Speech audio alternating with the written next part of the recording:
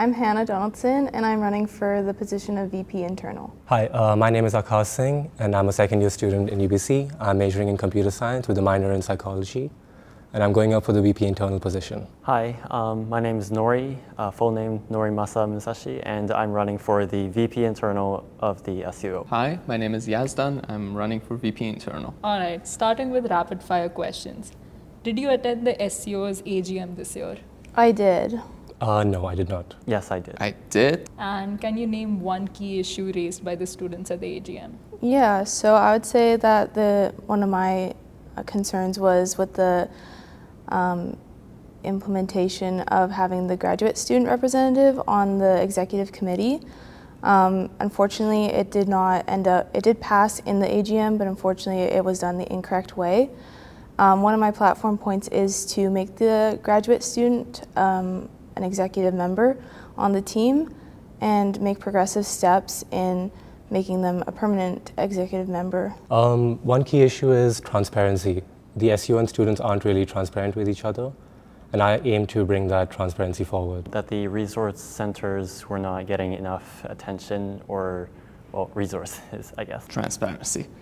Transparency insofar as it goes that they broke two specific provincial laws by not disclosing the financial statements by the deadline they had to, and also not disclosing the salaries of high-paying staff, which they also have to do according to BC Societies Act. What do you think is the biggest issue on campus right now, and how can the VP Internal's office address and solve it?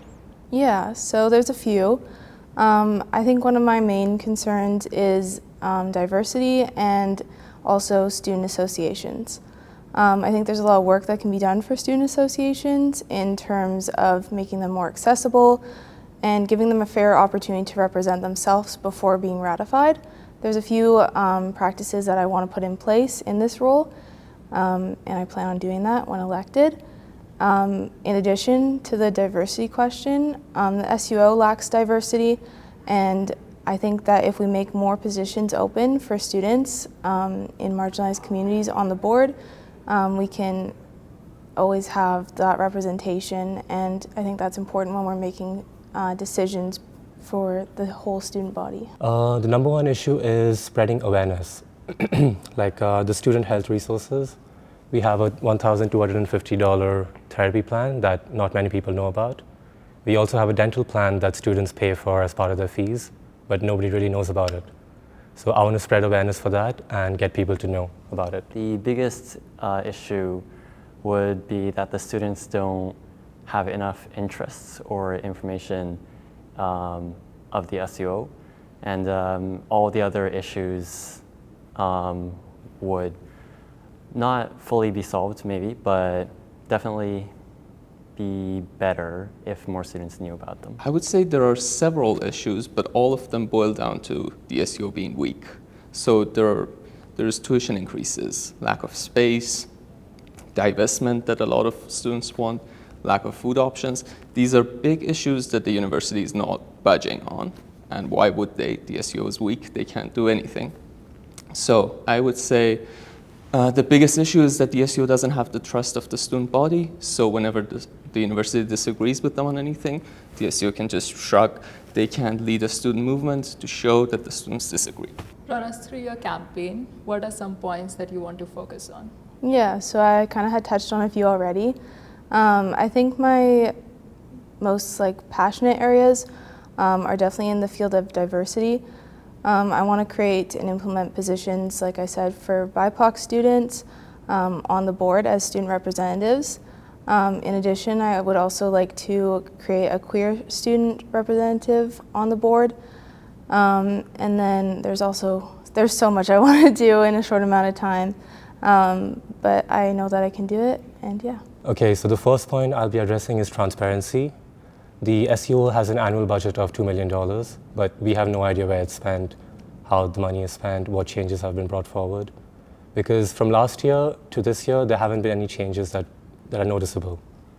And I want to bring that transparency back. My main thing that I want to address is getting students involved in the SUO and reforging that connection between students and the SUO, because this SUO is supposed to be the representatives of the students. We're supposed to be their voice, but somehow it feels a bit disconnected. So I would like to go for more small-scale changes, policy changes, or giving the students a voice so they can give feedback in a more efficient way. The SEO should be transparent. This goes at all three levels of institutional practice, regulation, and bylaw. There are things that are already existing in the bylaws that aren't being really practiced to the best way that they can be, so the students have the right to go to the board meetings. I don't know of many students that do, and it's not the fault of the students. Currently, SEO executives are quick to say that the students don't care. That's not true. It's just not easy for them to follow up on what the SEO is doing. At the level of bylaws, I think the right to attend board meetings should be extended to right to attend to all committee meetings as well, because the minutes don't really reflect the debate that goes on. At the level of regulation, I would say all the meetings should be hybrid. They should be live streamed. The footage should be kept for at least a while. I would encourage the Phoenix to have a permanent press correspondence at all the meetings, have a permanent opinion piece or report about what's going on. And then after that, the SEO has the trust of the students, so we can move on to making the SEO stronger. My idea on that is building a closer connection with the BCGU, BC General Employees Union, having the connection between a student union and a labor union makes both of them much stronger. And lastly, why should students vote for you? What do you bring to the table? Yeah, so I have lots of experience working with the SUO. I've been part of it for the past 2 years as the Faculty of Critical and Creative Studies student representative. I know lots about the policies and bylaws. I've sat on a variety of committees, and both internal and external, and I've learned a lot, and I want to apply that to students so they have more access to the SUO and more transparency between us and students. I'm a very detail-oriented person, and I believe I can bring a real change on campus. And if people feel I'm the right person to vote, I believe they should. I think students should vote for whoever they believe would be the best candidate. So whether that's me or not, that's up to them. But I would say that I'm really passionate about the SEO, and I'm a hard worker, and I'm practical. Like, it's great to have dreams, but you also need to figure out what you can actually do and work on that before moving on to bigger things. I would say that I don't like complimenting myself, but I think I'm one of the few people that sees the issues and can fix them. I see the issues because of my experience with the BC General Employees Union.